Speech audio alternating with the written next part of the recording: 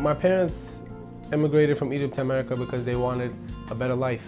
I was born and raised in America by two very entrepreneurial immigrant parents. Adele was their father. He was a very driven man, very hard worker. He was very business savvy. He could take nothing and turn it into something. Growing up, not very typical of a background. All of us were very involved in sales since an early age. My father didn't have too much luck as a taxi driver, so he did go on and pursue his entrepreneurial dreams. He started off by owning a little business, which he would take in street festivals all around New York City. So we'd go around with him, we'd sell Egyptian arts and crafts, which he was able to import from Egypt at a very low cost. After a little while, we moved into a more stable spot on 59th Street and Columbus Circle in Manhattan. Business was actually booming. When my father first found out that he had cancer, breaking the news to us was the hardest, I would say. It was terminal. At that point, life changed. The business was slowly dying because he was getting sick.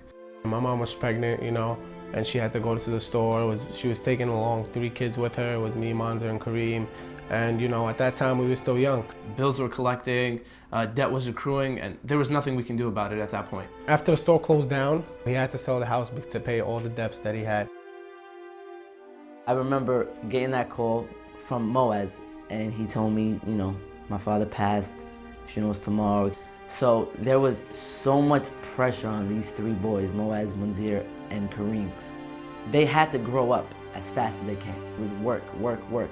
As soon as he got sick, me and my brothers took up jobs as candy salespeople. We'd obtain a $1.25 commission on every single box we sold. After pass away, my husband has very hard life for me, for 5 kids. I have to everybody work because I pay rent, I pay electricity, I pay the internet, everything I pay it. School was number 1. It was always a priority. I knew I had to work because I had to help support my family. Unlike school, where school was the future, I also had to focus on now. But at the same time, I couldn't forget about the future. So I continued to work, I continued to go to school, and I continued to study. I'd get home from school, I'd go straight to work, I'd get back home, and unlike my other friends who'd probably go home and take a nap, I was up till 2, 3 in the morning studying. My father had a reasonable amount of life insurance. It would have been much better for my whole family. When your father passes away and you have 5 kids in the household under the age of 16, you can barely work. How do you leave them to a single mother and expect them to survive? Fortunately we've been able to do it, but I can't say that this is going to happen for everyone, because it's not. Currently we live in Astoria, New York. We do live in a 2-bedroom household. There is 6 of us, so it is very tight, it is crammed, but we do make the best of it. I'd rather a 2-bedroom apartment than a 1-bedroom with 6 people.